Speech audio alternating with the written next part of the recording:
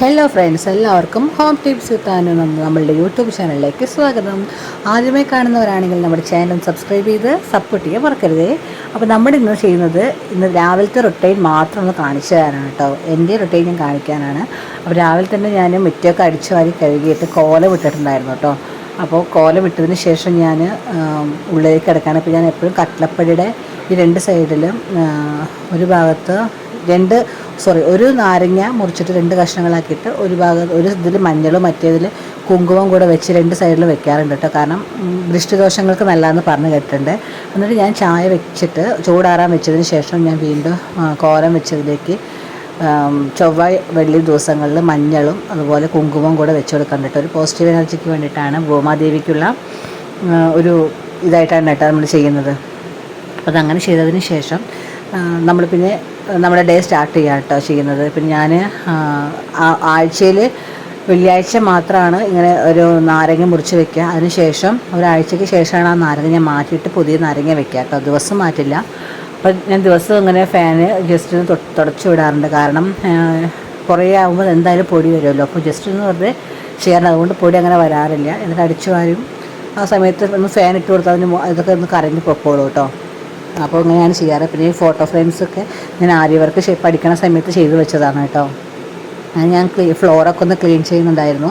അതിന് ശേഷമാണ് ഞാൻ നമ്മുടെ കുട്ടികൾക്ക് സ്കൂളിലേക്ക് പോകാനുള്ള പല കാര്യങ്ങൾ ചെയ്തത്. ഫസ്റ്റ് എന്തായാലും നമുക്ക് രാവിലെ എണീച്ച് ഇങ്ങനെ കോലമൊക്കെ ഇട്ട് അതിൻ്റെ ഇതൊക്കെ ചെയ്യുമ്പോൾ തന്നെ ഒരു പോസിറ്റീവ് എനർജി നമുക്ക് തന്നെ വരും കേട്ടോ. നമുക്ക് തന്നെ ഫീൽ ചെയ്യും. അതൊരു റൊട്ടീനായി ചെയ്യുമ്പോൾ നല്ലൊരു സുഖമാണ് മനസ്സിന് കേട്ടോ. പിന്നെ ഇവിടെ കുറേ കറിവേപ്പിലൊക്കെ ഉണ്ടായിരുന്നു. അപ്പോൾ അത് ഫ്രഷായിട്ട് തന്നെ പറിച്ച് കൊണ്ടുവന്നിട്ട് ഫ്രിഡ്ജിലേക്ക് മാറ്റിയിട്ടുണ്ടായിരുന്നു, ഡപ്പിയിലൊക്കെ ആക്കിയിട്ട്. പിന്നെ ഞാൻ പുട്ടിന് അരിപ്പൊടി കുഴച്ച് വെച്ചിട്ടുണ്ട്. കുക്കറിൽ കടലക്കറിക്കുള്ള കടലയൊക്കെ വേവിച്ച് വെച്ചിട്ടുണ്ട് കേട്ടോ.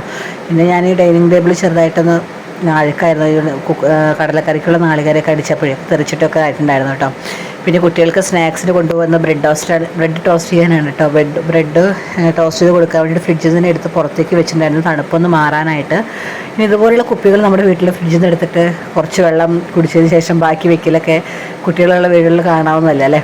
അതുപോലെ തന്നെ ഞാൻ രാവിലെ നല്ല വെയിൽ വന്നപ്പോൾ തുണികളൊക്കെ ഒന്ന് എടുത്ത് ഒന്നും കൂടി വെയിൽ കൊള്ളാൻ വേണ്ടി ഇട്ടിട്ടുണ്ടായിരുന്നു. അത് ഞാൻ പിന്നെ ഫ്രിഡ്ജിൻ്റെ മുകളിൽ മണി പ്ലാന്റിൻ്റെ ചെടി വെച്ചിട്ടുണ്ടായിരുന്നു. അപ്പോൾ അതിന് ദിവസം ഒരു 1-2 ആകുമ്പോൾ ഞാൻ വെള്ളം മാറ്റാറുണ്ട്. അപ്പോൾ ആ വെള്ളം മാറ്റി കൊടുത്തിട്ടുണ്ട്. അപ്പോൾ മോൻ എണിച്ച് വന്നിരിക്കുകയാണ് കേട്ടോ. രാവിലെ എണിച്ച് വന്നതിന് ശേഷം എടുക്കാൻ വേണ്ടിയിട്ടുള്ള കരച്ചിലാണ്. അപ്പോൾ ഞാൻ വായ കഴുകിപ്പിച്ചിട്ടാണ് കേട്ടോ ചായയൊക്കെ കൊടുക്കാറ്. പിന്നെ ഗുരുവായൂരിൽ കിട്ടിയ കുറേ പഞ്ചസാര പൊടികളും ബട്ടറൊക്കെ ഉണ്ടായിരുന്നു. അപ്പോൾ ആ ബട്ടറിലാണ് ഞാൻ ടോസ്റ്റ് ചെയ്ത് കൊടുക്കാറ് കേട്ടോ. കുറേ കിട്ടാറുണ്ട് ഗുരുവായൂർ അമ്പലത്തിൽ പോയി കഴിഞ്ഞാൽ നമുക്ക് പ്രസാദമായിട്ട് കിട്ടുമല്ലോ, അതാണ് കേട്ടോ. അതിൽ ഞാൻ ഒരു 4 ബ്രെഡ് ടോസ്റ്റ് ചെയ്തിട്ട് 2 മോൾക്ക് 2 മോനായിട്ട് കൊടുത്തു വിടും. അങ്ങനെയാണ് ഇന്നതാണ് കേട്ടോ സ്നാക്സായിട്ട് കൊടുത്തു വിടുന്നത്. അപ്പോൾ ബട്ടറിട്ട് ചെയ്യുമ്പോഴാണ് ഇവർ കഴിക്കാറുള്ളൂ, അല്ലെങ്കിൽ ഇവർ കഴിക്കാറില്ല കേട്ടോ പ്ലെയിനായിട്ട് ചെയ്യുമ്പോൾ. അപ്പോൾ അങ്ങനെ ചെയ്ത് കൊടുത്തിട്ടുണ്ട്. അപ്പോൾ ഈ കടലക്കറിയും പുട്ടും ഒക്കെ റെഡി ആയിട്ടുണ്ട് കേട്ടോ. അപ്പോൾ അതൊക്കെ ഞാൻ മാറ്റി വെച്ചിട്ടുണ്ട്. അപ്പോൾ രാവിലെ തന്നെ ഒരാൾക്ക് പുട്ട് പറ്റില്ല, അതുകൊണ്ട് ദോശ ഉണ്ടാക്കണം. അപ്പോൾ ഇതിന് ശേഷമാണ് ഇനി ദോശയുടെ പരിപാടികളൊക്കെ തുടങ്ങേണ്ടത്. മോൻ ദോശ കഴിക്കുള്ളൂ കേട്ടോ, പുട്ട് കഴിക്കില്ല, വേഗം കഴിയില്ല, സ്കൂളിൽ പോകാൻ സമയമാവുമെന്നാണ് അവൻ്റെ പരാതി. അപ്പോൾ ഇതൊക്കെ ഒന്ന് റെഡിയായി. അപ്പോൾ ഇനി സ്കൂളിലേക്ക് കൊണ്ടുപോകാനായിട്ട് ഒരാൾക്ക് ദോശ മതി എന്നാണ് പറയുന്നത്. ദോശ ഞാൻ കൊടുത്തു വിടില്ല കേട്ടോ മാക്സിമം. അപ്പോൾ ഇന്ന് കൊടുത്തു വിടാമെന്ന് പറഞ്ഞ് പറ്റിച്ചിരിക്കുകയാണ്. എന്തായാലും അവ അറിയാൻ പോകില്ലല്ലോ, കഴിക്കുമ്പോഴേ അറിയുള്ളൂ. ഞാൻ ചോറേ കൊടുത്തു വിട്ടുള്ളൂ മാക്സിമം, കാരണം ചോറ് അപ്പോൾ കഴിക്കുന്നതേ ഉള്ളൂ. പിന്നെ വൈകുന്നേരം വന്നിട്ട് ഇതുപോലെ ദോശയോ ഇഡലിയോ ഒക്കെ ആയിരിക്കും കൊടുക്കുന്നത്. അപ്പോൾ ഞാൻ മുട്ട പൊടി ഇങ്ങനെ കൊത്തുപ്പൊരി ആക്കിയാൻ വേണ്ടിയിട്ട് ഞാൻ മുട്ട ടോസ്റ്റ് ഒന്ന് അടിച്ചു കൊടുക്കുന്നുണ്ട് കേട്ടോ. ഇതുപോലത്തെ ഈ ഒരു സാധനം വെച്ചിട്ട് കുറച്ച് ഉപ്പൊക്കെ ഇട്ടിട്ട് ഉപ്പെടുക്കുമ്പോഴാണ് ഞാൻ ഓർത്തത്. സ്പൂൺ ഞാനത് കഴുകാൻ വേണ്ടി വെച്ചിട്ട് അതിലേക്ക് ഇട്ടിട്ടില്ല. അപ്പോൾ ഇത് മൊത്തം ഈറനാണ്. അപ്പോൾ ഞാൻ വേറെ സ്പൂണൊന്നും എടുത്തിട്ടില്ല, കൈകൊണ്ട് തന്നെ എടുത്തിട്ടു. തിരക്കിൻ്റെ ഇടയിൽ ഇനി വേറെ ഒന്നിലേക്കും പോയില്ല കേട്ടോ. വേഗം കൈകൊണ്ട് തന്നെ എടുത്തിട്ടിട്ട് മുട്ടൊന്നും അങ്ങനെ അടിച്ചു കൊടുക്കുന്നുണ്ട്.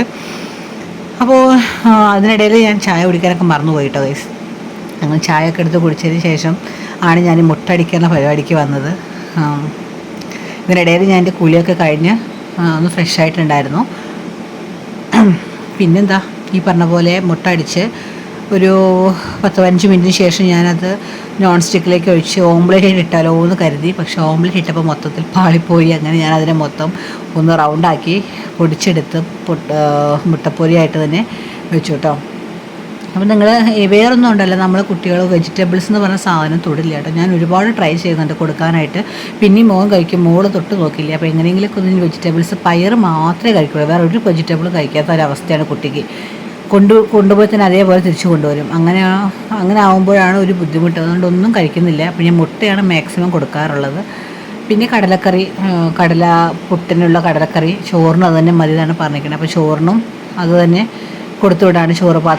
കറിപ്പാത്രത്തിലേക്ക് ഞാൻ ഒഴിച്ചു കൊടുക്കുന്നുണ്ട് കേട്ടോ രണ്ടാൾക്കും. ഒരാൾ കടല നന്നായി തിന്നെ, ഒരാൾ കടല തിന്നില്ല, ഒരാൾ വെജിറ്റബിൾ തിന്നെ, ഒരാൾ വെജിറ്റബിൾ തിന്നില്ല. ഇങ്ങനെ മൊത്തത്തിൽ പ്രശ്നമാണ്. രണ്ട് തരത്തിലാണ് കേട്ടോ. അങ്ങനെ ഞാൻ കറിയൊക്കെ ഒഴിച്ചു കൊടുത്ത് പാത്രത്തിൽ ടിഫിനൊക്കെ, അതുപോലെ സ്നാക്സും ചോറും പിന്നെ മുട്ടയും പിന്നെ ഒരു കഷ്ണം ഉപ്പിലിട്ട മാങ്ങ ഉണ്ടായിരുന്നു. അത് രണ്ടാക്കിയിട്ട് ഒരാൾക്ക് ഒരു കഷ്ണം, മറ്റേ കഷ്ണം കൂടെ വെച്ചിട്ട് ചോറ് പാക്ക് ചെയ്തു കേട്ടോ. പിന്നെ അവിടുത്തെ കൗണ്ടർ ടോപ്പൊക്കെ ഒന്ന് ക്ലീൻ ചെയ്ത്, ഗ്യാസ് ടോപ്പൊക്കെ മുകളിൽ ഞാൻ ക്ലീൻ ചെയ്തിട്ട് ബാക്കി വന്ന പാത്രങ്ങളൊക്കെ ഒന്ന് കഴുകി വൃത്തിയാക്കിയതിന് ശേഷം രാവിലത്തെ റൊട്ടീനൊക്കെ ഒന്ന് കഴിഞ്ഞു കേട്ടോ. അപ്പോൾ നിങ്ങൾക്ക് ഇഷ്ടപ്പെടുകയാണെങ്കിൽ സപ്പോർട്ട് ചെയ്യാൻ മറക്കരുത്. എല്ലാവരും നിങ്ങൾക്ക് ഇഷ്ടപ്പെട്ടാൽ കമൻറ്റ് ചെയ്യാനും മറക്കരുത്. ലൈക്ക് ചെയ്താൽ മാത്രമാണ് നമ്മുടെ ചാനൽ സപ്പോർട്ട് ആവുള്ളൂ.